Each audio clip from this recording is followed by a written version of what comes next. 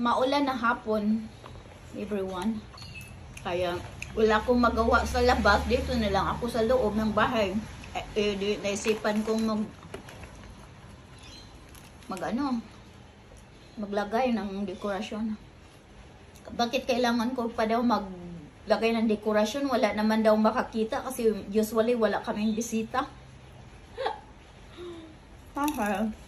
Masarap kasi sa pakiramdam pag may yung spirit of Christmas ba, na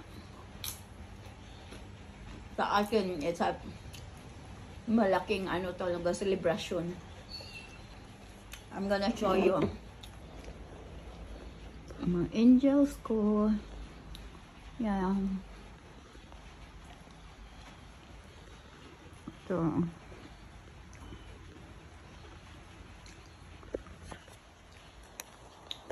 May din ako dito.